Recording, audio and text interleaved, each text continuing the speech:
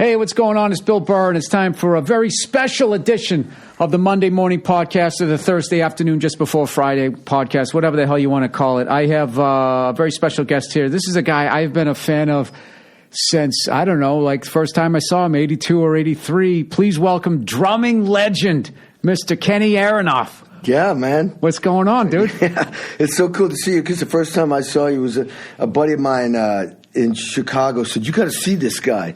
I went, "Can I swear on this show?" Yeah. Oh, so Jesus, yes. So I went, "Oh my God, this fucker's from Massachusetts or something." Yeah, I didn't know. I always thought you were a New York guy. I didn't know you were Massachusetts. What? So my mom grew up in the Bronx, because I grew up in Exit 2, which we were talking about, in Stockbridge. For some reason, I adapted that New York thing. Yeah. It was not that pocket car and apple. It was like, motherfucker, you know, like the... But that's a weird part of Massachusetts. He's talking Exit 2 on the Mass Pike, where I was telling you I had one of the worst gigs in Lee, Massachusetts, starting out, like, you know, leaving there, people throwing shit at me. Town. Yeah. They were bored, is what I thought, and they just were looking for someone to beat the shit out of, and I looked like Ron Howard, so that was going to be an easy night for them. But you showed them that you were a fucking no, I didn't. Kung Fu guy. No, I didn't. I just remember standing up there and so bad wanted to say something. I knew all they wanted me to do was just say that one thing, and they because they had this look on their face like, come on, Freckles, say it. And I was just like, I am going to get like curb stomped. So I didn't say shit, and I got paid, and they were like following me around, like this group, and they threw this dinner roll at me. They missed, and it was weird. It was like this weird. I've told this story before. It was like this function room, and next door to it was another function room. It was part of this restaurant, and then the other room was like a bachelor party, and there was no closed door, and they just saw me standing there bombing in this restaurant, and I just became this entertainment thing. And was it downtown Lee? Is there a downtown? Yeah, I don't even remember. It's a one stop. No, it was. I remember it was like, I remember pulling out of there, and it was just like this. Remember that bar that they went to in Porky's? Remember that? That was just in the middle of the fucking woods. It was like that. I'm sure it's all developed now, but I remember when I finally pulled out my little piece of shit Ranger. I had my head out the window like Ace Ventura, going, "Fuck you, you fucking!" And they were just laughing. I probably took 5 years off my life that night. So anyways, but that's a weird part of Massachusetts where there's Patriots fans and Giants fans. You start to get into that. Because you're 20 minutes from the border of From New the York. border, yeah. So there's Yankee fans and Red Sox fans. It's kind of like Connecticut, sort of halfway through. Yeah. You start getting out that way, like who do you root for? So I guess, I don't know. But your parents, you said your mom was from the Bronx. So she was from the Bronx, and my dad was from Paterson, New Jersey, and then they all kind of lived in New York for a while. And then my dad he was studying paper and chemistry. So in Lee, there was a mill there. There were all these little mills up there in New England on the river, and he worked for a division of Kimberly-Clark. I hope they pour shit in the drinking water out there. Dude, after that gig. No, I'm kidding. We used to say, man, if you're in a boat and you fall into that river, it's acid will burn you alive. I mean, know. They just stunk in the summer. It was so bad. They just dump chemicals in there. Yep. Just wash it out to the ocean. They don't do shit like that anymore, do they? No, not at all. Not at all. It's all good water. That's why we got the water, the tap water. The earth. I know. And the air. I know. That's what's so fucked up about all this shit that people are always talking about on social media. Like it's this big goddamn deal, like fat shaming and all of this shit. It's like, dude, those problems are so down the fucking line. Yeah, I know. As far as like what is going on right now. How about the air? Yeah. Or water. All of that. Yeah, all the shit you need. There's some place in Africa in 1 month they're going to run out of water. Period. I can't listen. I can't listen to it because there's no fucking solution. No one pays attention. And then if you try to address it, conservatives blame liberals and liberals blame conservatives, and then they just keep plowing ahead. And they don't want to hear what I'm going to say. What are you going to say? Well, they've been. I don't know. Better not. No. Let's. I'm pretty strong about people. People are fucking still they're like little kindergartners still. I don't care how old you are. I don't think the world is evolving at all. Maybe with technology. Technology it is. But it's the same shit.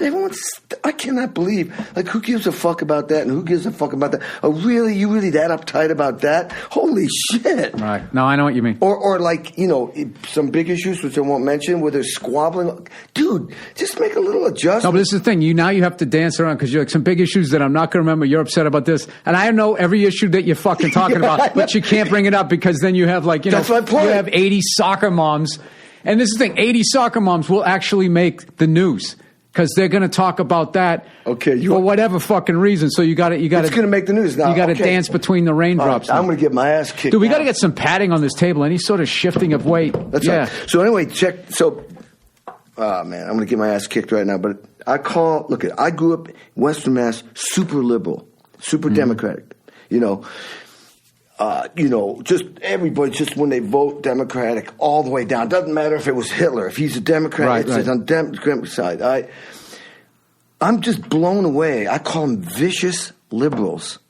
Now, I was living out here. I know, it's crazy. No, but people are so, like, a real true liberal was my dad. A liberal, my dad, we grew up Jewish, but my dad would listen to Hitler talk just to see what he had to say. Wouldn't yell at him. He would talk, and then he'd tell Hitler that he was fucked in so many words.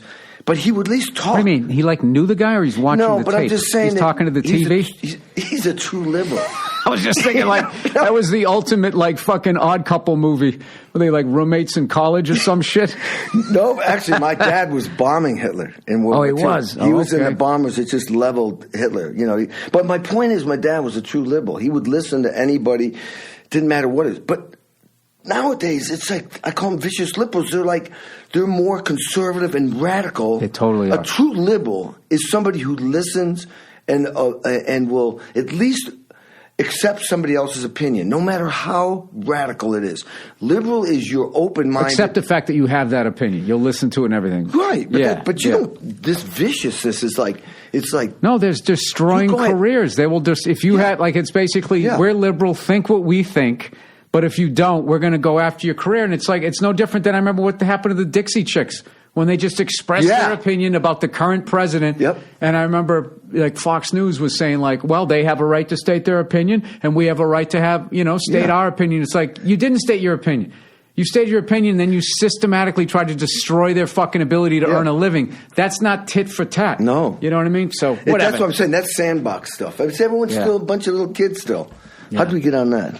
I don't know, but I want to talk, because I know everybody always talks to you about drumming and all that type of shit. I don't mind. What nobody doesn't talk to you about, dude, I don't want to say how old you are, but I'm old. Okay, you're old. How do you stay in the fucking shape you're in? Yeah. You're shredded. Yeah, well, and this is me kind of out of shape because I'm so busy right now. But what happened was at a certain point in my life, and it was early. It was like when I was with Mellencamp, and I might have been 27, coming out of a pretty wild time, party-wise, and suddenly I went, this ain't right. A thing clicked in my head. Now, I'm not saying Do you remember what party you were at and what you were looking at to be like, I'm a part of this. I can't judge this. That's a 5-year period, dude. Oh. It ain't one party. The party of I know. 19-something to 19-something. That party, you mean. It was like I was open for business. Was it something that... It was a feeling that was gradually working at you, or just one night, just some boogie night shit happened. You were just like, all right, I got to stop this. Well, first of all, the environment I was in was we were just a bunch of kids in rock bands just partying, and shit was available, and you're drinking, and I had abundance of energy. So, I just, if I drank too much, I wake up the next day, that sucks, and then just go about my day. Right. But what happened was suddenly my stomach started feeling like I couldn't. When I was eating, I was like, wasn't digesting food real good. I just beat myself up. Mm-hmm. I wasn't taking care of myself. And during that time, I was always a jock. I was a 3-letter man jock in high school. What'd you play? Lacrosse. Ski team and soccer, East Coast shit, Right. And I ended up going to UMass for music. And my freshman year, I was on the lacrosse team. That was the number 9 lacrosse team in the country. Was that Amherst or Boston? Yeah, Amherst. Oh, God. And I went there. There's a party school. Yeah. They used to have when I was growing up, once a year somebody died at a party. Southwest. They'd jump off the building or something? No, they would ride the elevators. Oh. They would ride they go elevator surfing, and somebody every year would fall down the fucking shaft. Oh, did you go there? Did you go there? I went to UMass. I went everywhere. Yeah, I went everywhere, dude. I went everywhere. I went to UMass Boston. Yeah, NC State, Emerson. I was accepted at Northeastern. I think I can't remember. I just sort of bounced around, and I hated school. Yeah, I hated it. I just wasn't. It just wasn't your thing. I just didn't give I just wanted to get the fuck out of there, and I wanted to have fun. I wanted to play drums. I wanted to joke around. I wanted to drink. Like a normal kid, really. Yeah, that's what I wanted to do. And there was a few subjects that I would like. Some history, but not that fucking old shit. Yeah. And I'm sick. Yeah, I dig it. I had a purpose in college, so it worked out. But you went hardcore classical. I know. There was no school of rock. Berkeley was still mostly a jazz school. See, in my family, everybody went to college. So, but at that time, it's like I'll be a music major. And I was self-taught drummer, and there was this one kid in Stockbridge. It was getting better. And it's like, yeah, what are you doing? Well, I'm taking lessons from this percussionist from the Boston Symphony Orchestra, Arthur Press. Lived in, not Nyack. No. He lived in Newton. Yeah. Remember Newton? Yeah. So, and the first time, so I went, okay, I'm going to take a lesson with this guy because I was real competitive, just being a jock and all. And but I had long hair down my shoulders, so I was a hippie jock, Mm-hmm. So, and I was always playing in the bands. I was, I was really popular in high school, and I have an identical twin brother. Mm-hmm. So we both were in the bands, both on sports teams. It was both had long hair. Heckle and Jekyll. We were like did you star in Lethal Weapon at any point? That's all I'm thinking of, those two guys with the long blonde hair. Yeah. So I go down there. I'll never forget. I go down to Newton on a bus, Greyhound bus from Lee. That's it, from Lee. But I was hungover because I had been hanging out with the varsity football team, varsity soccer team, and the cheerleaders the night before, drinking vodka on a mountain. With a fire, just drinking vodka. That's a good night. Yep. And didn't get laid, but, I was hanging with those old, 2 years in high school. That's older chick. Right. You know what I mean? That's like big time. They have bigger tits. Everything is more developed, So anyway. Stakes are higher. Yeah. So I get to Newton. I'm like hung. I was in the back, probably puking in the bus. And I get there, and this is Arthur Press. This is old school. He goes, "What's your name?" He says, Kenny. Kenny what? Kenny Aronoff. He says, "What have you prepared for me today?" Oh, no. Yeah. What have you what? Well, do you play mallets? I'm like, "What's mallets?" He said, "Marimba, vibes." I said, "No." And I'm getting smaller and smaller. Right. This is an old school guy, man. This guy's hardcore. Then he goes, "Well, do you prepare a timpani piece?" I said, I don't play timpani." "What do you play?" I said, "Well, I play drum set." "Well, come on down here. Let's see you play some drum set." Puts on Spinning Wheels by Blood, Sweat, and Tears. Mm-hmm. And I actually been jamming to that in my barn. I had a barn in Western Mass, and that's where we had all our rock bands. My parents we always had the rock bands rehearsing at my place. So I had a barn, and my parents loved it because the kids were at home. Even when we were smoking pot and drinking, there we were, Right. So I sit down, and in 30 minutes, he rips me off the drum set and points to a rubber black pad. Well, how did you feel that you were playing? You're like, "Oh, spin wheel, I'm going to nail this." I was feeling it. I thought I was good, but he didn't think so. So he puts me on the pad. Basically, he kicked my ass. And that was a pivotal point in my life. I'm like, a lot of kids would have gone, "Fuck this, man. I don't need you. I'm playing in a rock band. I'm getting laid. I'm having fun. What do I need this fucking shit?" But something clicked, and I have to say it's in my DNA that this is good for me. And my dad bought me an old set of Vibes for $300 from Carol's Music in New York. And now I had that. And do you think your sports background gave you that made you not afraid of new information? This guy's being hard on me, because this guy seems like a coach to me. He was totally a coach. Yeah, you're walking in the blue chip prospect. Hey, I got this all down, and then he just goes, "You don't know shit." Yeah, he would. No, because back then, the coaches back then were like Marine sergeants. Back then, there was no hand holding. There was no coddling. There was no entitlement. I know. There was none of this lazy shit. No, they look at athletes now like they're all a bunch of date rapists and all this. They were frat boys and all that, and they totally lose the confidence that you get from playing sports, the ability to work with a group, the ability to get your fucking ass kicked and lose and shake it off, lose the quarter, win the next quarter. Yeah. You learn all this great stuff, but now it's just kind of, it's sort of like the nerd time. So their perspective, and they don't fucking play sports, so their perspective of it is as fucked up, to be fair, as the jock's perspective of them, you know? Well, you know what? While they're sitting there being entitled and waiting for shit to happen and pussyfooting around, I'm going to go over them and take what they're waiting for. Yeah, and I'm sorry, I am not going to back down on that. That's how it works. So, I mean, back then, mate, you know, it's like my parents were really sensitive and cool, but man, dude, get your ass up. There was no hand-holding or entitlement. I'm grateful for that. I sided with the teacher. If the teacher said your kid's acting like an asshole, they would look at you and be like, what's your problem? Exactly. Stop acting like an asshole. Instead of being like, hey, well, you can't say that about my kid. Exactly. Take out their cell phone video, and then the teacher has to apologize because you're not raising your kid right. Now you're dumping this douche off at school, and they have to deal with your bad parenting for 6 hours. Yeah, exactly. 30 hours a fucking week. I mean...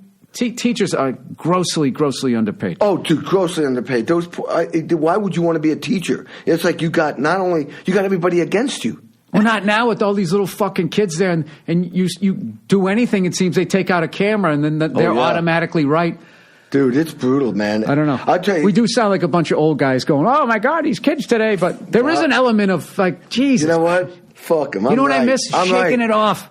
Shake it off. Okay, so check this out. Fuck. I really believe that people should embrace their fear, their anger, embarrassment, failure, all that negative stuff.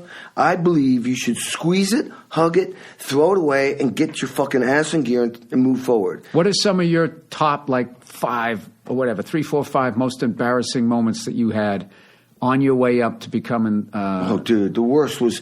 So, I know we keep getting off. I eventually studied classical music. I got to go to school, so I get into UMass barely. Mm-hmm. I get into UMass barely. But the guy, he put up like some marimba music. I never played marimba. I played vibes. Puts it up. I'm sight reading it, and I suck. I miss every note.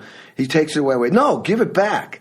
Is the marimba? That's not the Lionel Hampton thing, is it? That's vibes. That's vibes. Marimba's wood and it's long. Oh, okay. And you learn classical, like violin music on it, so that you can learn, about harmony and scales, and you become not just a drummer, but you become a well-rounded musician. So I didn't realize this, but when I wrote my book, Sex, Drums, Rock and Roll, I realized I really am a fight guy, not a fight-or-flight guy. Mm-hmm. That's DNA, So anyway, I demanded that music back, and I just wouldn't give up. And he went, I'm going to love teaching this guy. This guy wants to work. So bottom line is there was this chick there. Oh, so you bombed on that thing, and he was just like, this isn't right for you. And you. No, part of when you audition for school in classical music, you have to perform on the snare drum. You have a piece you prepare, and then he's going to want to ask you rudiments, technique, and then sight read music. Mm-hmm. Same with mallets. You prepare a piece, and he's going to say, well, give me a C major scale, give me a D minor scale, give me, play an arpeggio, give me an augmented chord, and then, and they give you a sheet, what they're going to test you on. But then they put that music up that, you've never seen, and you got to play in rhythm and hit all the notes, and I always sucked at that. Mm-hmm. And by the time I graduated Indiana University, I won a concerto competition where I was, I could even play it. It's a violin concerto that I saw Itzhak Perlman play as his encore. Virtuosic, beautiful piece. And I knew in my senior year I was going to have to play a virtuosic violin concerto or violin piece on marimba to pass Indiana. I went from UMass to 4 years at Indiana, which is the number one school. That school, my teacher was like a Navy SEAL commander. It's like he would try to wash you out because the school was number one and had to keep that status. So anybody who was not capable, they would wash you out. He would just... I'm going to get to the embarrassing moment. This guy, I'd walk in and he'd be like taking notes on the last student, and he'd hit the desk, which meant give me your lesson book. He'd open it up, be still taking notes. He'd look at it and go, oh, F sharp harmonic minor, 2 octaves, start with your right hand, 3, 4. And I'm still standing there with my book bag. He looks at me and goes, are you happy here at Indiana University, Kenny? Do you want to stay here? I'm like, holy shit. Jesus Christ. When you walk in, you get your ass in front of the instrument and be ready to play. You never know when a conductor's going to walk in and say, 3, 4, let's go. You have to be ready. He was training you to be a Marine. And this stuff carried forward into my entire life. So anyway, I'm at UMass, and there's this hot junior. This chick's talking about cellist.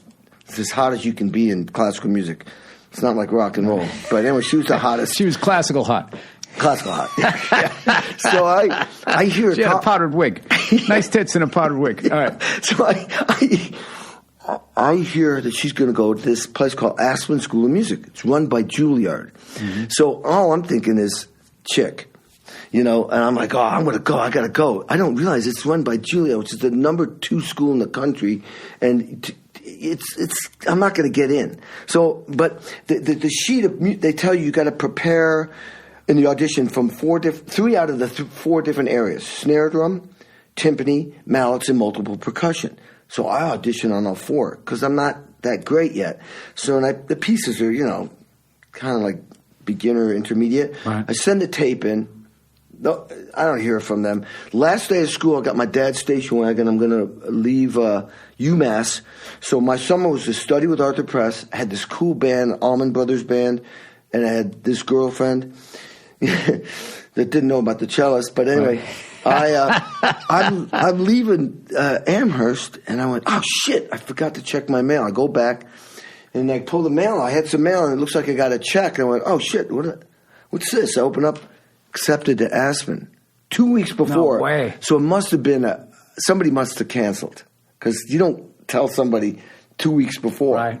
So 2 weeks later, I go to Aspen. By the way, the chick didn't show up. She didn't go. Oh, the classical chick She did not go. So I'm there. Dude, I was So you went to the 2 worst, to none. worst percussionist there. All these kids were Juilliard prep. They've been playing timpani marimba when they were in diapers. They were just, I'm doing scales, do, do, do, do, do, do, do, do, and they're going playing these Bach partitas and virtuosic shit. I have a picture of me with all those people, and the funny thing is, it's kind of like your story. Worst guy there, I became the most, as far as famous visual guy out of all of them. Some became lawyers, some became this, came that. One guy did get a timpani job in the San Francisco Orchestra, which is big, but nobody became visible and a rock star like me. I'm not saying I'm better. I'm just saying it's just ironic. I thought when I was there, I was a piece of shit because, one day I'm in rehearsal, orchestra rehearsal. We're playing a Tchaikovsky symphony or something, or Romeo and Juliet, and the orchestra is going, and then they stop and the cymbals go. Right. It's a hole for me. Well, I'm counting. I didn't know what I should have done is study the music and just pretty much memorize 8 measures before you come in. So you don't have to count. You don't have to worry about counting. The violins do not me. I'm going 100, 102, 103, 104, or what is it? 100. 1, 2, 3, 4, 101, 3, 4, 102. I'm up to 300. I'm like, was that 101 or was that 102? Oh fuck, I'm fucked. I come in the wrong place. This motherfucker. He didn't just go, excuse me. He went, who's playing cymbals? The whole orchestra turns around. I'm peeing in my pants. And it's like, me. Embarrassed. And he says, don't you know when to come in? Count for me. Okay, so I start counting. I count like 200 measures. He's just trying to ridicule me. He was an asshole. And I get to the point where I'm supposed to come in and I don't play. He says, why didn't you play? I said, you said count. He didn't say play. Oh, Jesus. This reminds me of that what was that movie where the guy was playing the drums? Whiplash. Yeah, and the guy kept yelling. Totally. I couldn't watch the movie. Yeah. I was just like, just join a different band. Why would you sit here and let somebody, if I ever had a kid, let somebody talk to him to that level? I know. It's like one thing of just trying to make you better, but like when it gets to the point somebody's like taking their life out on you, or at least push back. Yeah. Why don't you go fuck yourself? Give me one of those. Yeah, I know. He'll respect you more instead of sitting there. I don't know. That kind of goes against what we've been talking about earlier where we were saying, like, you got to take a little bit. There's both. There's both. It's a scale. It's always a scale. What weighs heavier? Me punching him in the face or verbally telling him and then get my ass kicked and fired? Is that more important than hanging in here and just getting better? Right. You make a decision. It's always a scale to me. It's like the coach that's up your ass, or the teacher in many cases, or some of the people I've worked for. And you go, I remember people telling me, I won't mention names, and say, I can't believe you put up with that shit. And I'm like, well, #1 hit single on the radio right now. Yeah. You know, I mean, it's like... You didn't go on the road with them. It was just a studio gig? No, it was full-blown. Oh, on the road. whole thing. Yeah. And, you know, I've been so fucking lucky in this business. And I also think it's because when I finally started doing shit in this business, where like it used to be back in the day, there was like 20 giant slices of pie. Yeah. And so there was always sort of like 20 people at any moment who just could snap their fingers and the whole world had to move. Yeah. And now it just seems like each one of those 20 slices has been chopped up a million times. So it's like you can't be an asshole anymore. I know. You know what I mean? Totally. You sort of like can't be that, tipping over the craft service table and I refuse to come out of my trailer until this. Are you telling me that my career's over since we've been talking? No. I've said enough shit to get me banned. No, I've definitely like. Yeah. But I've never on any acting gig. Everybody I've ever worked with,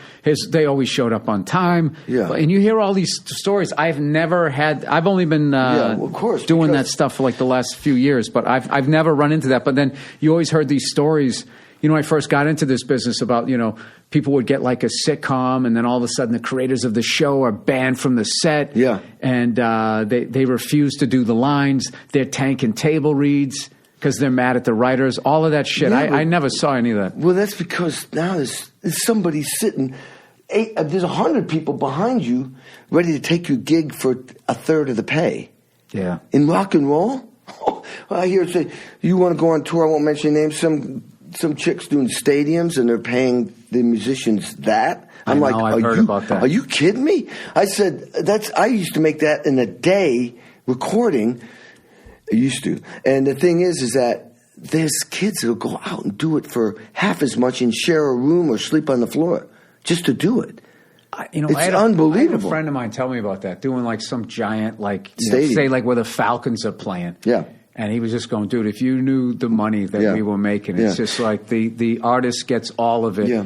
And then, you know, we're going back. I'm sleeping in the bathtub. This other guy's sleeping in the bed and blah, blah, blah. And it's just, What happened was the accountants got control of the business, the accountants and the business people, and where the artists thought they suck up to the artists. The artists are happy because you're saving money. I'm saving you this amount of money if you put these people there and you pay them this and you're this and you're that. And, you know, that'll give anybody a hard on, you know, especially if you were a struggling musician.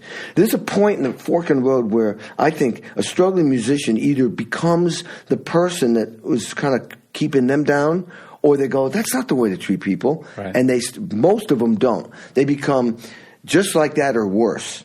I've worked with these guys where, you know, they could have they got screwed. Yeah, they got screwed by the label. They got screwed by managers. They got screwed. Yeah, but that doesn't mean you screw your band. I saw a guy recently. I was watching one of these called Sideman. And yeah, there was a I'm in guy, that, I think, or did something in that. There's a guy in that. And these are the Black Blues guys. No. This is just talking about hired gun, like a hired gun. I'm in hired gun. Yeah. Exactly what we're doing. Right. Okay, so this guy basically. Which guy was that in that one? What's the story? All right, it was the 9 Inch Nails band. Oh, I know all those guys. I know both sides. So there was a guy. Yeah, I know. In and that band. He becomes the guy that was treating him a certain way. He went and became that guy. Yeah, Trent goes, hey, man. He goes, you're going home to a giant house at the end of this tour. I'm going back to live with my parents. He goes, in the basement. Yeah, and he goes, you want to make some money? Write a record. So he went out and he wrote a record, and then he turned around and he did the exact same thing to all those people. I thought he would have eased off the gas a little bit. You know what I mean? He was just like, no, fuck you, man. This is the game. This is the game. So I watched it. I didn't know how to feel about it. Like, I was sitting there going like, well, I wouldn't do that shit, but it's easy for me as a comedian because, you know, we don't have to split the money as far as with like other band members. You know, it's just all the other shit, taxes and all that. Well, I mean, but the you know, not to defend him or that position is that's the business could make you feel like, you know, I got just beat up so much that now it's my turn to be on top and fuck everybody else, that kind of thing. It can do that, but there was a time like that in stand-up. There was a certain comedy club, and it was just a really bad time for it, and it just had this really negative vibe. And there was all of these guys that at the time had TV shows and movie careers, and they would come down to the club, and they would do like an hour and a half, 2 hours, not worked out any material, just leaning on the mic stand, going, so what else is going on, and just showing off that they could burn the light, and meanwhile would bump like 20 comics, and like people would just start saying, you know, and then you couldn't say I'm going home because then the club would get mad at you. So you would literally go from having like an 11 o'clock spot to waiting around till like 2:30 in the morning. There would be nobody there, and this was every fucking night. And you felt that energy in the back of the club of certain comics being like, man, I can't wait till I get a fucking sitcom. I'm going up there and I'm going to fucking burn the light. I'm going to make everybody else wait. And fortunately, right around that time, the Seinfeld show was ending. And I would never forget, I was down the Improv on Melrose, and Jerry Seinfeld came in to do a set, and he had to do 20 minutes, and he did 20 minutes. He came up with shit that worked, and then in the middle, he tried out some new stuff, had a big closer, and then he just went around, hey, any questions? Bing, bang, boom, and done. And walked off. In that same club that you would do this shit? This was a different club. That's a great example. That's what I was sitting in, and I remember, and then wanting them, oh, don't leave, you know, leave him wanting more, all of that shit. And I was just like, dude, he was total fucking pro. And I just remember thinking, like, that's how you do it. That's how you do it. And good thing you were there. And every comic, like, who watched left excited that they got to see him work and do his thing. And then you don't give a shit if you get bumped 20 minutes to see Seinfeld.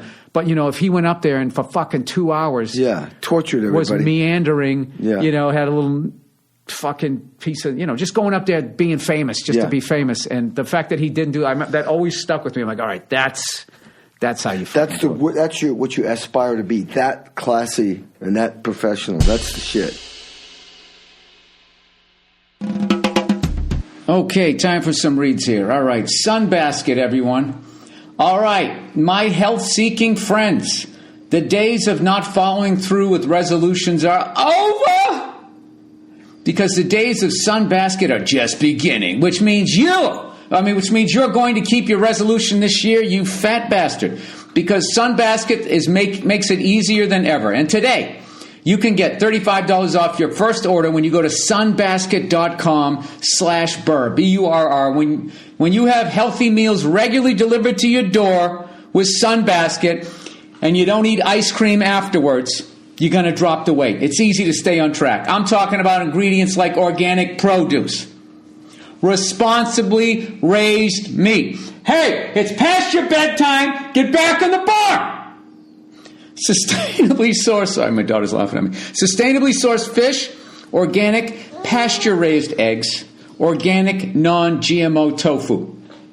Oh, and the house-made sauces you can't find anywhere else. And it's all personalized. Sunbasket lets you mix and match from paleo, lean and clean, gluten-free, vegan, vegetarian, Mediterranean, and more. Sorry, I got my Invisalign in. Not to mention tons of variety.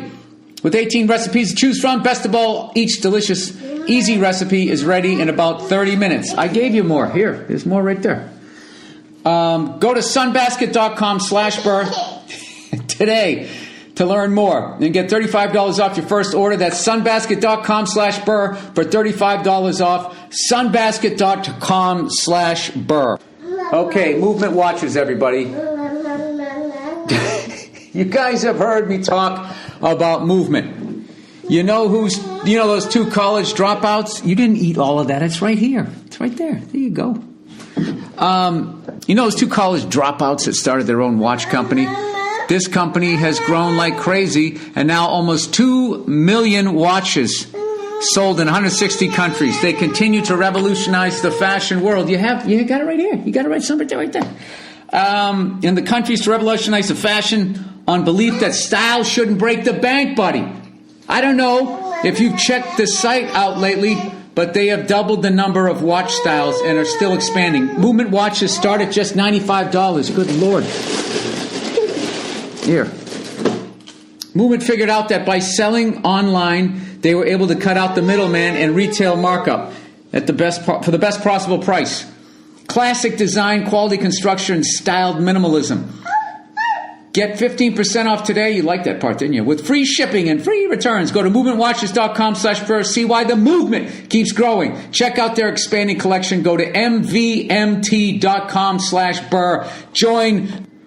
Okay, and lastly, but certainly not leastly, LegalZoom, man. National Small Business Month at LegalZoom is here. Hi.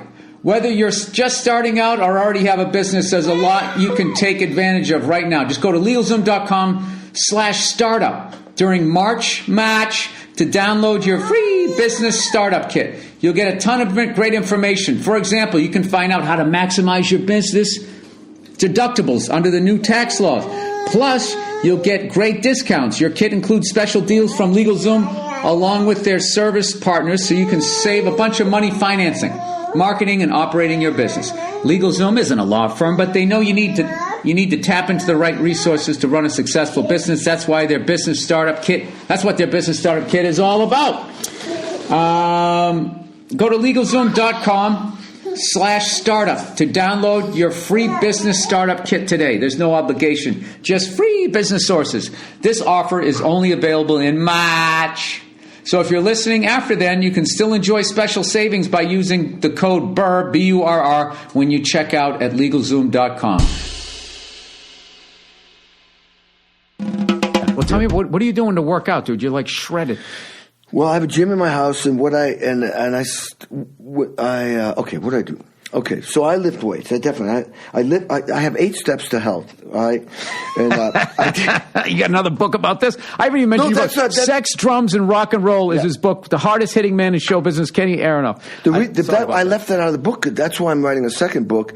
They cut 300 pages out of that book. I mean, I'm on 300 million records sold, dude.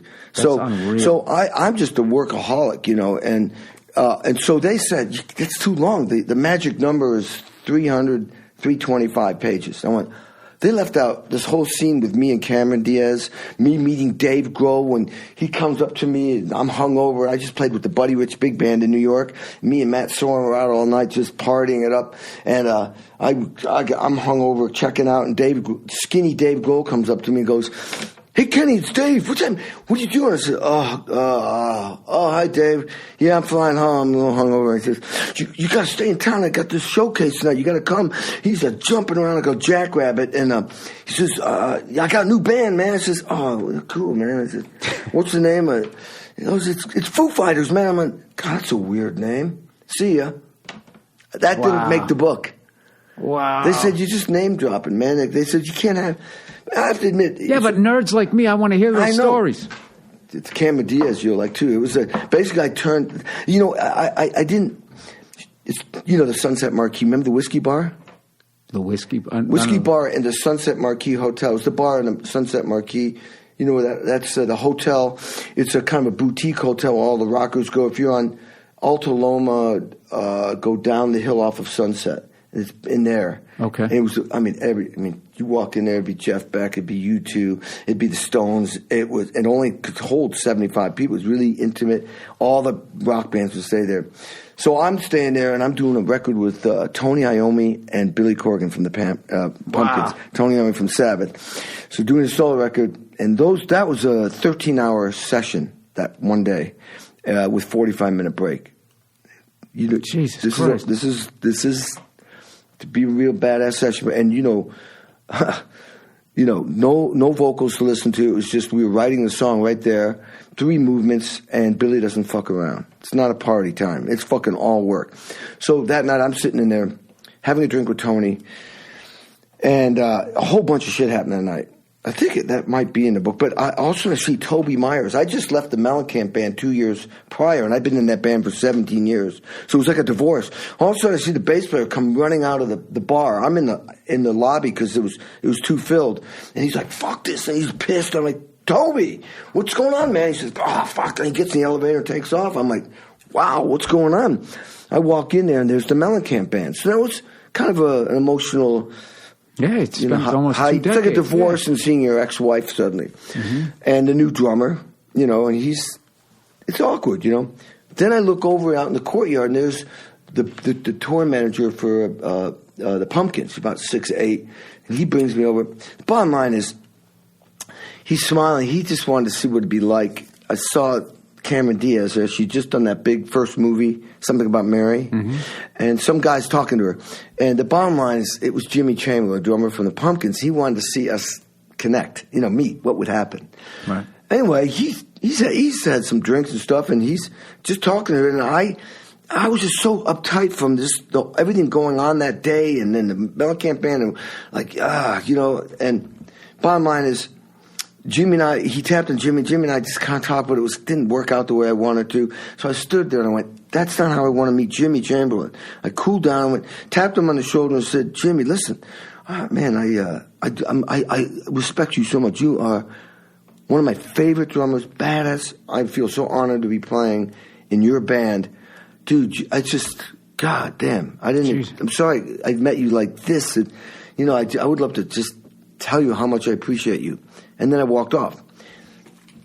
It's about 2 a.m. The bar closes. Out comes Cameron Diaz, lands on my lap. Jesus Christ. Puts her arms around me, lands on my lap. Now, I'm 1998, so I was like just a ball of testosterone. And my normal game of play was like, if a chick lands on your lap at 2 a.m, what do you think you're going to say or do, right? It's a good sign. But this is Cameron Diaz, gorgeous, hot. And she whispers, with that smile on those lips, and she whispers in my ear. Somebody would have probably thought she was kissing me. Whispers in my ear, says, I heard what you said to Jimmy. That was really, really cool. And I look at her, I smile, and that's usually when I go, hey, I got a room upstairs. I can get some liquor. You want to eat? You want some, what do you want? Yeah. And I put my move. I didn't put that in the book. They said, well, you didn't have sex with her. I'm like, the reason why I should have put that in my book is this.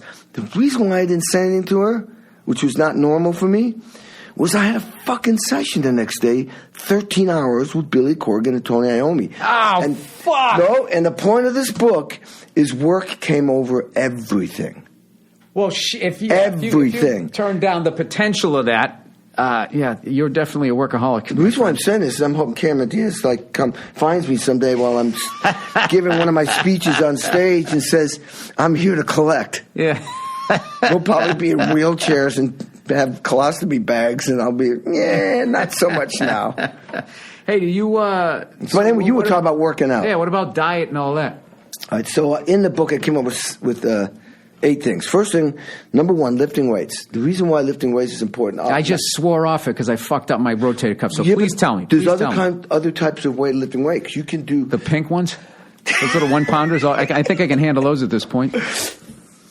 300 reps. 300 reps, okay. 300 reps. Get that wiry strength. Yeah, there's all kinds of things. I have bands when I go on the road to take in my hotel room. I can do everything in my hotel room. So anyway, lifting weights, besides being strong, it keeps your hormone levels up. And when your hormone levels up, you're fighting the big 3 diseases: cancer, diabetes, and heart disease. Mm-hmm. It's proven. So our hormone levels go down real quick. It's before you're... Definitely near 20, shit starts changing. Testosterone levels start going down after 18 or 17 or something. It's crazy. But anyway, it keeps your hormone levels up, which makes you younger, too. Everything about it makes you youthful. All right? So lifting weights does that. It also, the more muscle mass you build, the more it chews on fat. Right. It eats your fat. Okay. So...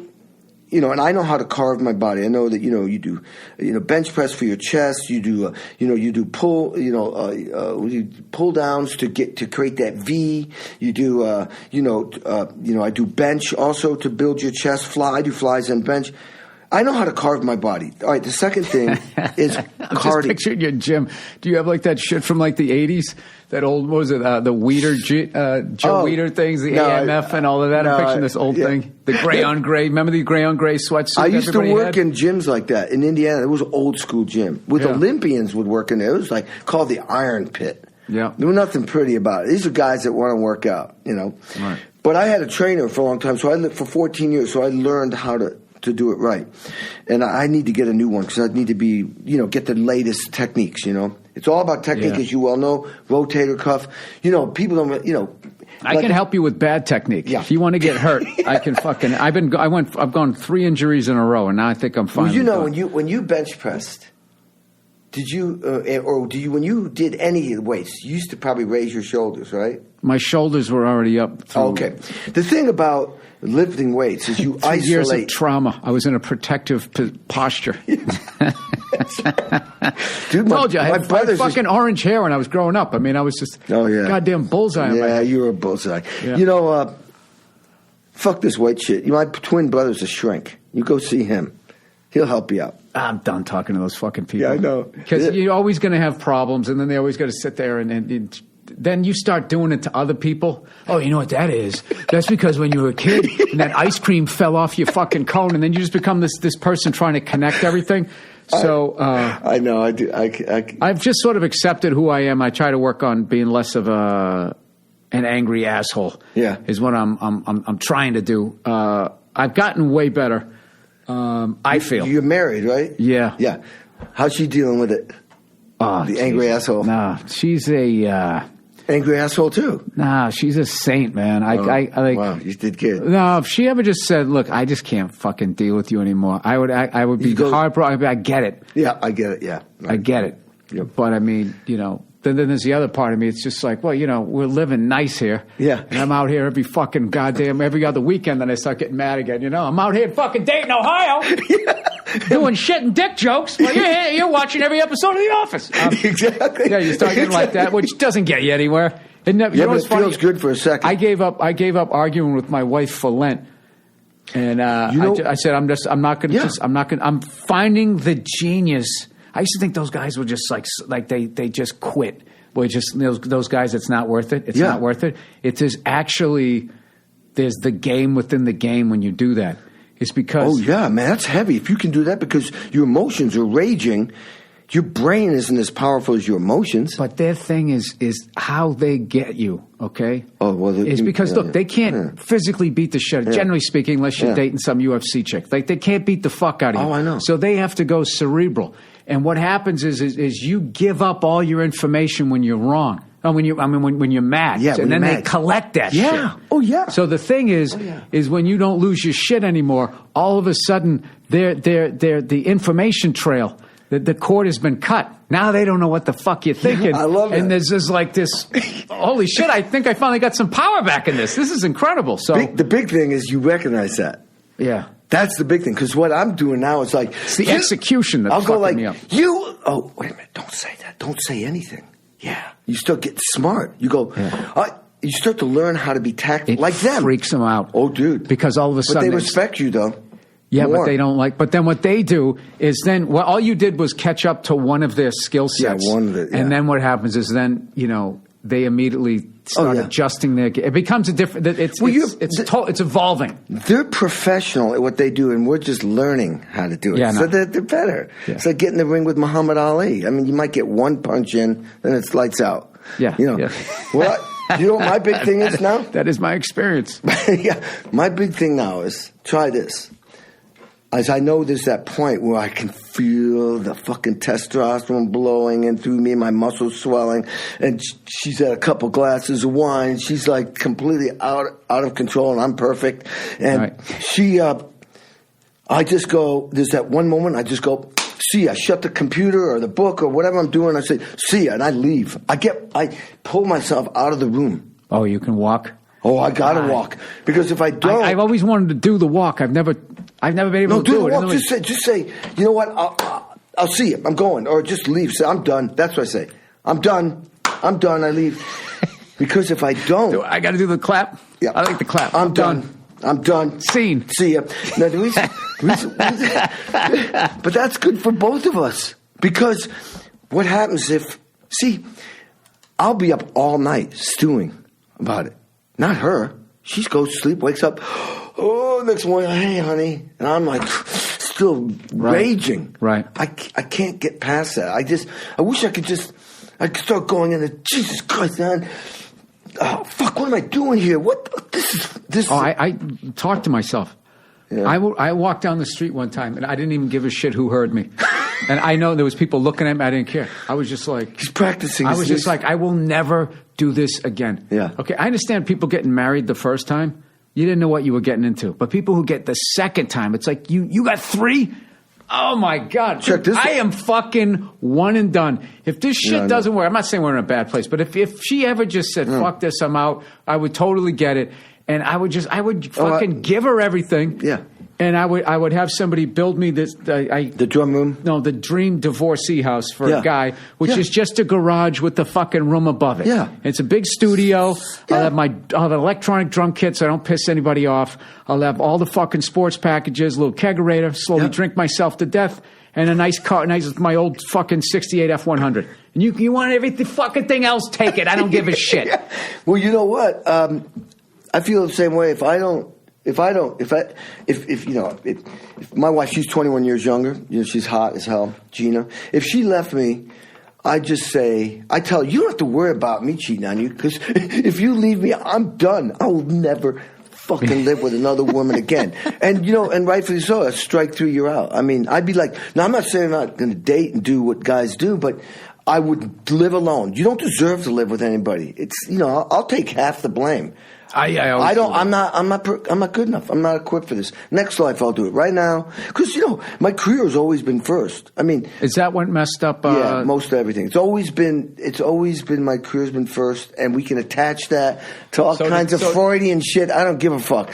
Career's always been first, and that's what got me where I am. And now that's what I love about my wife, is she gets that. Because I've seen other guys deal with that, where it's just like they get with somebody and they love the lifestyle of what you do, but then they want that 9-to-5 guy who's going to be like, honey, I'm home every night. And after a while, they just get tired of that. And then that's what fucking makes me paranoid about women, is because then they leave you, but they take the lifestyle with them. And you're the guy that earned it. And now you have to continue going out doing what the fuck it is you do while you give all the lifestyle money to them. And then they meet this other fucking 9-to-5 asshole, and they get to live this rock star shit and cake and eat it. Yeah. Cake and eat it. That's the reality. Yeah. That's a definite. That is a definite reality. And if you bring that up, it's considered like misogynistic and all that type of shit, that's the thing that all of this Me Too shit that's going on right now, where they're examining the male-female dynamic, which obviously needs to be done.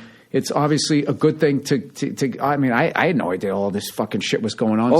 That's all good. But what I love about this is, like, we're going to examine the male-female dynamic, but they're only going to critique what guys do in the relationship. So at that point, you're kind of suggesting that women are like these completed works. And meanwhile, they're fucking killing us. Every guy dies before their wife. They always outlive us. They blame us. Hey, go to the fucking doctor. I'm going to the doctor.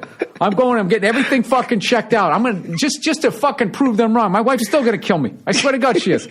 I'll go there. You know what I tell my wife? I'll have all my shut. I tell everyone I'm going to live longer than all you fuckers.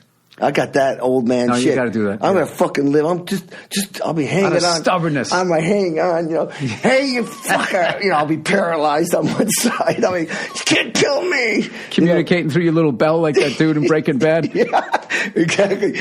I know. It's pretty crazy. I mean, it's just typical of anything like this. It swings way over to the other side. And there's definitely some issues and things to be addressed. I mean, without mentioning names, bad behavior is bad behavior. Yeah. I agree. Bad behavior is bad behavior. But it gets to the point where then you got so many gray areas and so many things to consider that aren't just what's going on in the news. It's not just there's something else going on, and they're trying to like just put it all into one little cubicle. I'm going to get my ass kicked for this, but. It's not. I don't want you to get in trouble here. I don't want you to go. Don't worry. You're not getting me in trouble. Listen, let me ask you this: what do you think music today? What are some of the bands you like? Everybody's always trashing. Oh my God, what happened to music and blah blah blah blah. What do you? Are you liking music this day? I think mediocrity is in. And do you think part of that was because all the studios? They used to have like the fucking guy you wanted to produce your record, and now it's just fucking people at home. No, it's real simple. Well, you're right, but the reason behind all the change, or one of the big reasons behind the change, is that you don't buy CDs. There's no income coming in. I'm on 3 CDs that sold 40 million a piece. 2 Celine Dion records and a Meatloaf, Bad Out of Hell 2. Each sold over 40 million, not including downloads. Think about now, if the artist is making 18 cents on the dollar, that's 82 cents to the label times 40 mil. That's going to pay some bills. The business model was, when I was with Mellencamp, we could spend a year making a record. You know, of course, we were doing it in Indiana, which was cheaper, but actually we did it in other places. But we could spend a year working on a record. If we made a record and music sucked, you'd throw it away and start again. And also, by the way, back then, if you didn't have a good chorus, a good hook line, a unique sound, unique this, unique that, you wouldn't even get played on the radio because everybody else was doing that. You were competing against the greatest records that have come out in a long time. Right. And so, but there was money. That's my point. And when the record came out, there was $1 million you could invest if they wanted to. $1 million to get that record played on the radio across the United States. Not to mention the marketing plan for the Europe and Asia and England and Australia. Then, when you went on tour, there was tour support. There was money to invest in a band to build a career. And there's nothing more powerful than a bunch of guys working together. Let's see, Beatles, Stones, U2, The Who. I mean, these bands, Led Zeppelin.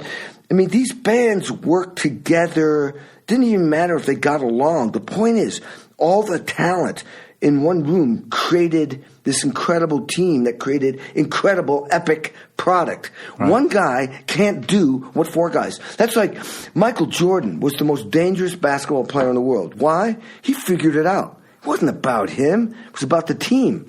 And that's what scared the other people on the other side. I remember the coach of the Pistons saying that one year when Mike showed up, the first game they played him, they collapsed the D on him, and he passed the ball, and he went like, oh, shit. Of course. He still dominated and took over the game, but once he started doing that, he added that whole dynamic to his game, and it was over. His point is, you look at him, you know he's going to do the right thing for the team. That's scary, man, because that means he's a coach and a player. So, I mean, the teams are greater than individuals. One guy thinks that he can do as much as five. That's crazy. But because of the budgets, we've been forced into those cubicles. We've been forced to, there is no budget. I have a studio right up the road there, and people come over and they want me to record drums. I have an engineer, I have a control room and a drum room, and I've done like Sammy Hagar, Billy Gibbons, Steve Lukather, all kinds of stuff. But most of the work I get is people sending me files from all over the world.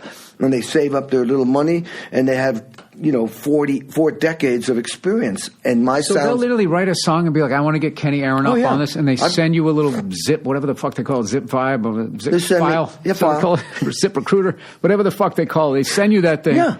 I load it into my Pro Tools. So I asked for this. I asked for the click they used on the session because, man, the times I haven't gotten a click, it's a disaster. If they didn't play to a click track, oh, shit. We're fucked. And it's speeding up and slowing down. And it takes me longer. So because of the budget, I would love to see you in your drum room. Jesus fucking Christ. He's slowing down again. Something like that. Wow. So I get the click. I want the click they use in the session. I put that into Pro Tools on one track, and I can control the volume. Then I tell them to send me the demo with the drum sequences, stuff that they used, because 9 out of 10 times, that's what they're in love with. Then send me the song without the drums, because that's what I'm going to play to. I'm going to play to the song without the drum sequence and the click. Do you before you play what they already put down? Do you play what you would play first, you don't have their shit in your head? No, I play. First, I play exactly what they programmed. Mm-hmm. Then I start making adjustments. Like instead of open hi-hat, I might go to the crash cymbal or go to the ride cymbal or. The first take, I give them 3 takes. First take is pretty much what they had, but it's with my feel. And then I start doing like more fills that are me. I do different things that I'm thinking they could pick from this, and in the third take I go even further. And that's my definition of creativity, is to start with the foundation and then build off of that. And sometimes I'll give 4 takes if I think, you know what? And then I send it back to them, and they typically go for take 2. The 3 is I've gone too far, or they might grab, like he was doing the song for Sammy Hagar, and I said, I really think this song, he just sent me guitar and his vocal and a click. He can still sing his ass off. Ridiculous. I just played with him. Just right here in it's ridiculous. He's like one of the Let me know next time you guys are playing. This was like, I was playing with him, the guys from Stone Temple Pilots, some guys from the Colts, some guys from Matt Sorum and I were playing together. Steve Stevens. I mean, somebody from the Stones. It was great. It was a music thing. I mean, to get kids, instruments in schools. But I thought you were describing what all you guys are doing. It was a music thing. Oh yeah, I didn't think you guys were playing basketball. Man. I think that's why I had to clarify that. Yeah. So, anyways, I got that was really interesting. So they usually end up taking take two, which makes sense because they're not drummers, and then but they know what they want, and then you should see. I got to show you what my charts. I'm the most anal chart writer in the planet. This is because. Hey, while you look for that, I want to ask a question. Yeah. That I've drummer for the longest fucking time. I've always wanted to ask a drummer what's your setup. I don't know if you still do this. Yeah, I do. It's reversed. Yeah. Why do you? For people at home listening, he would have like what if 12 inch to 10 inch. 10 inch going, and you're a right-handed drummer going left to right. Wow, look at that. 30 minutes takes me to that, and then to read it and make it sound like I'm not reading, make it feel like I'm not reading. I'm looking at his drum chart. Oh, that is so fucking cool. It's like Chinese, right? Yeah. So why do you? So usually for people who don't play drums, listening to this, you go high to low. High to low. So you like 10, 12, 14, 16 going down, and you go like 12, 10. 16, 18. 16, 18. So what happened was I got in the Mellencamp band, and I when I auditioned, I showed up with a car with leaky oil, and I had this big ass, Neil Peart from Rush drum set. John looks at me, looks at the car, looks at the drums, shakes my hand. John Mellencamp turns around and walks the other direction like, wow. He was not happy. I didn't look cool. The car's leaking on his driveway, and I got a drum set that's like, right. He's not cool. He says, this guy's not going to work out. I crushed it, though. I just beat the shit. I broke everything. He was this close to me. His mouth was open like, holy shit, this guy's into it. Anyway, I get in the band, but immediately said, all right, listen. So that was another time when someone's just look at you like no, and you just went over the top. That's fucking awesome. In that book, you'll see where he cut me from the first record 5 weeks later, and he told me to go home, and I said, no, I ain't going home. I'm not fucking going home. There's no way. I was going to be mortified. I'd rather go to Mars. There's no way I'm going to go home. But see, I didn't have enough. I didn't know how to serve a song. You know what I tell a drummer? And we'll get back to the 10-inch Dom. I say, you know what the purpose of a drummer is when you're making a record? Nobody ever gets it. They're going to get it now because I've said it enough, but they go, beat? I'm like, yeah. Time? I says, no, get the fucking song on the radio to be number one. That's your job. Because when you do that, you just made the company millions of dollars. You just made the record label, you made the artist or the band millions of dollars. If Microsoft hired us, they don't give a fuck about us. They just want us to make money, and they smile. And when we make money for them, they give us some money, we take care of our family. It's that simple. And nobody ever tells you that shit. But that's why I didn't get on the first record. I played with Leonard Bernstein. I was at Tanglewood. I got in the Jerusalem Symphony Orchestra. What the fuck does that have to do with getting a song on the radio to be number one? I didn't know. I was looking through a telescope, and that is looking through a microscope. It's a different direction, isn't it? And I didn't understand that. And I eventually did, obviously. But I'm a fight guy. I didn't know that until I wrote this book. I thought I'm just this nice. I can't wait to read this. Okay. I can't wait to read this. Please tell me, though. I don't want to get away with that. Here's what happened. So John said he liked Charlie Watts. He wanted the Charlie Watts. One rack tom, one floor tom. Mm-hmm. One ride cymbal, one crash, and a hi-hat. That's it. So that was really tough because, drummers are really particular about their setup. So I went, all right. I was really pissed about that, but okay. I did it. And then we went on tour. Let's see. Maybe I did the first tour with one rack tom, but then Jack and Diane, which was the next record, which I vowed I'd be on the next record, which I was, which has that big drum solo, boom, blam, and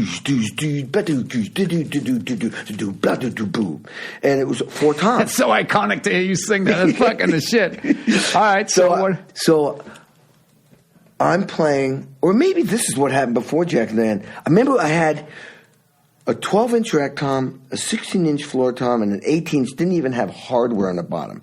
I just didn't have I didn't even have a deal yet. Right. I didn't even have hardware. And I had the Evans hydraulic heads. You remember those fat, thick heads? They had the oil in the middle of them? Yeah. Yeah. And it just was like, and so the engineer comes up to me and we're opening up. So your 18's like a concert, Tom? Like there's no bottom head? No bottom head. Yeah, okay. And like that big, it's just thuddy. We're opening up for the Kinks. So we're playing in big venues. And the engineer comes up to me and goes, Kenny, your toms, I can't get enough definition out of those drums. Do you got a smaller tom? And I went, well, I do, but John doesn't want it. And this is when I had the rack tom on a snare stand. Mm-hmm. I didn't mount it. I didn't want it.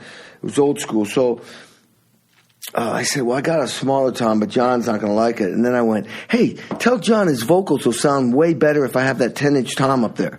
I was just joking. And I don't know if he told him that, but the bottom line is, he says, put the other tom up.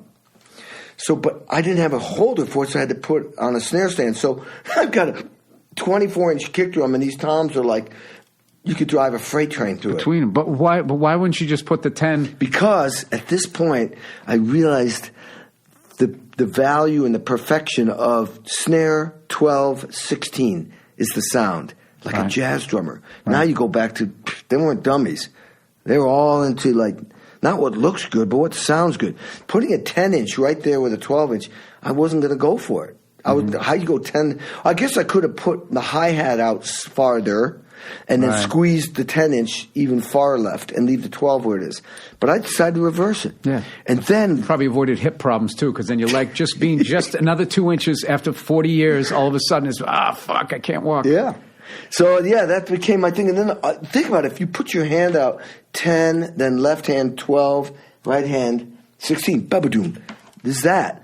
But I'm sure that some of the fills I did were so out there, some guy in Japan was trying to analyze this shit going, how do you do that? Oh, yeah, when you write, you try to figure out the sticking. Yeah, I fucking hate that.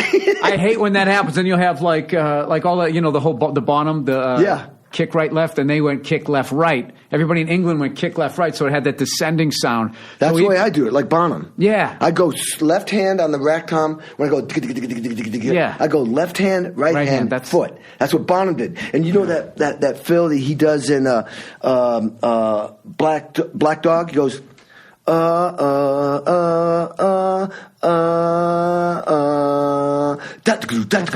Yeah. He leads with his left hand. So he can go left to the rack tom, left, which is that. It's snare, tom, snare, foot. But then he can move his right. Snare, tom, snare, foot? Yeah, I think it's like, pull it. No, fucking. Yeah, because I used to. Oh, snare, tom. So it's so he does it like that because he's so talented. He just thought, well, why cross over my hands? And why? He just made his hands do execute a thing to get the sound he wanted. So he would go, da-da-da-da-da-da-da. So he did left-handed, da-da-da-da-da-da. As opposed to most people go, da-da-da-da-da-da, because they don't want to. Yeah. First of all, they're leading with the right hand. They're right-handed. Second of all, it's easier. So, but not Bonham. No. He says da. So did you ever see those guys live? You ever see Zeppelin? Fuck! That's the first time you haven't been sitting up straight. Yeah. You just literally saw me. I never saw him. Dude, to me, do you ever like that Royal Albert Hall? That just the way that concert looks. That DVD that released about 15 years ago, and his drum sound. It's just what's funny about that guy? I was talking to somebody about this. There's like this whole I think it's a myth that he played like these 2B giant tree trunk sticks. But you look at his sticks, it's like he's playing like a 5/8. Okay, let me ask you something. Do you remember what heads he's using in that? Is that how the West was won? That thing? That all came out back then. Okay, do you know what drum heads he had on? The Royal Albert Hall? Or any of that time? Well, he used to have the black dot, like the Tony Williams. Okay, that's right. He did have that. And Song Remains the Same, he had those. Okay, on the Royal Hall, on the How the West was won, Coated Ambassador. Not only did he have Coated Ambassador, he had on his kick drum too. Dude, I'd blow through that shit in like 3 songs. Coated Ambassador, and he had and the snare drum. You remember when you were a little kid, you play a snare drum and you don't change the head because you don't play that hard. You have the snare drum and it turns black. Mm-hmm. And then the inside of that black gets beat out. Clear, and you could see through the drum. That means that drum head's been on there for 80 years. He had a snare drum live with that look. And I started studying his muscles and the way he wasn't hitting that hard. He had an incredible foot, but he wasn't hitting that hard because you cannot play at Coat and Ambassador heads and make it and have it last in a live show like they were doing. He wasn't hitting that hard. His hair was flying around. It looked like he was just a beast, and he's big. But I was watching his muscles and the way he moves. Yeah, it's all wrists and fingers. Because I play from my belly button. I'm like a martial arts player. Right. Started off with mallets when I started. Remember, you had to lift with your wrist because to get the yarn off of the wooden bar. So I developed wrist technique. Timpani, I use fingers to get the stick to just bounce off the timpani. You use your fingers. And then with snare drum, you do both because when you do double stroke low, you go wrists down and then fingers to get the rebound. And then when I started playing rock and roll, I started to use that wrist thing, and I started to go into my forearm, then into my upper arm, and then I started going with my back, and then I started realizing, well, shit, I'm going to do the Bruce Lee thing, start playing from my gut. And it's, that's how... I just think, what little I know, obviously, I just think he just knew, Bonham just knew how to hit a drum. He knew how to hit it and get the fuck out of the way of it and let it... Yep. Because I remember my generation coming up in the 80s, or like all those teenagers, that was that thing when people just, you'd hit the bass drum and leave the beater on it. Me too. And you try to like just bash it. Because his sound was so big. It was also, too, I mean, there was production value to it and everything. So we were sitting there trying to... 26-inch bass drum, Yeah, we were trying to get that sound. Yeah. And you just thought, you had to hit hard. And I remember buying these big, stupid, like those marching band sticks, thinking, and it just sounded like absolute shit. Like I would just sound like I was hitting a wet piece of notebook paper when I would hit it, and it just would never work. But that's the whole point of this thing. Is that what you hear isn't what it doesn't add up to what you actually do to get that sound. There's so many variables. Let me ask you a few more before we got to wrap this up, because I could literally talk to you about who's most underrated drummer. Oh, there's a lot of underrated drummers. Phil Rudd for AC/DC. Unbelievable, yeah. Unbelievable. It's more like what he doesn't do. Okay, I just did Music Cares in New York, where Don was this musical director, producer, hires me to do these big, huge things where I'll play with 20 artists, all kinds of styles. Done Merle Haggard recently, Greg Allman, Dr. John, Fleetwood Mac. That's my whole point for Music Cares. And I watched Fleetwood Mac rehearse. We were done rehearsing. I played with 8 artists. I wanted to watch them, and damn, Mick Fleetwood's a bad motherfucker. I saw him in like 1990. Yeah. He was another guy. He switched the toms, right? Yeah. Yeah. And then he'd have to have that extension on his hi-hat because he was like 9 feet. Yeah, he's 9 feet tall. Ridiculous. But the thing is that these drummers are guys. I became the drummer I used to make fun of. When I was in college, like, fuck that Nigel Olsson shit, and this guy, Charlie Watts, even Ringo, who I thought was my idol. He is my idol. But then I went on, like, Billy Cobham pretty much fucked up my career because I was trying to play like him. And you know what I'm saying? That's a young person's thought. Like, if I got to go play as many notes as I can and showing off and doing all that. Obviously not trashing Billy Cobham. I told Billy Cobham, I said, you almost fucked up my career. It's in my book. I said, but, and we're friends. There's no way I was ever going to be like Billy Cobham. And I learned a lot by trying. My point is that I had to learn to appreciate how brilliant a guy like Charlie Watts or Ringo Starr is, and Phil Rudd. And there's a whole slew of them. My favorite thing about Phil Rudd is when they're coming out of like the verse or something like that. It's just always that point you think that he's going to hit the crash and he doesn't. And he keeps playing. And then when he finally does, he's just built up so much tension. Yeah. And then the song just it just fucking takes off. It took me, I used to, I mean, obviously, I became a comedian, so I made a lot of mistakes. Well, you didn't make that mistake. No, but I didn't learn that until I was probably a comedian for 15 years. And I there's that initial thing where you play to AC/DC because you think it's easy. Yeah, you think, and you think you're playing it, but you're not playing. Physically, you're doing it, and it took the longest time until I saw guys like Steve Jordan and even Steve Gadd one time would just play the most simple beat, and I just would watch those guys. That's an example right there. Being like, I can physically play that, but I could never even remotely make it sound It all comes from your head first. You got to hear it. Somebody saw me doing. I did another music here. I was honoring Dylan here in L.A. Some drummers. I decided in between the rehearsal and the filming and recording. In these shows, by the way, 16 camera shoot. They're going to record it. You can't fuck up. Yeah. And you just finished rehearsing with 3 artists, and now you got. That's why I write everything out. So anyway, this guy's. I decided. I talked to the engineer and said, I just feel like in this room my cymbals are bright. I'm going to put up some K cymbals. You tell me. So I'm playing the simple groove, just laying it down, doing what I do. And some drummer for this other band is looking at me, shaking his head. And he comes over, and I said, "Is something wrong with the cymbals?" He goes, "No.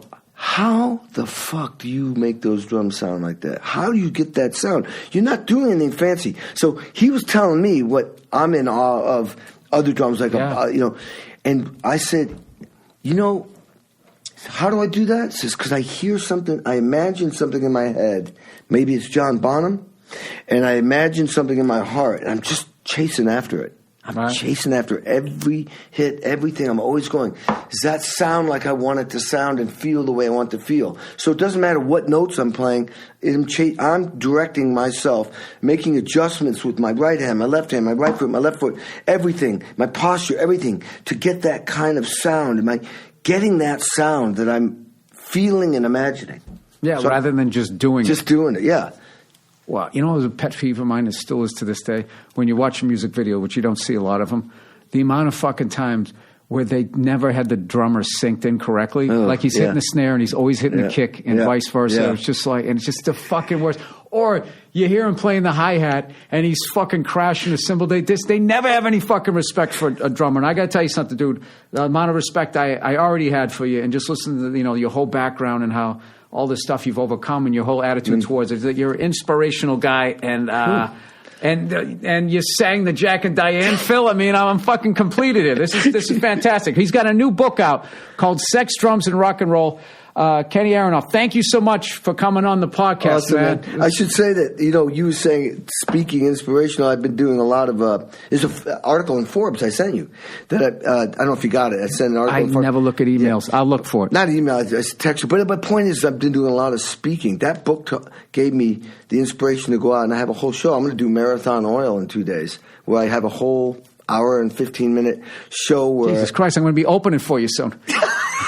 Let me do 20 minutes. Let me do 20 minutes in front of you. I can't believe I forgot. I was joking, telling you I have the VHS copies that I bought. Like I don't know how many. I bought them in the '90s, where it was like your power workout. Yeah, 1 and 2. We gotta hang at some point because I wanted you to. I never do autographs. I just wanted you to sign those fucking things. I do. Kenny Aronoff, thank you so much for coming on. Awesome. All right, guys, thank you for listening.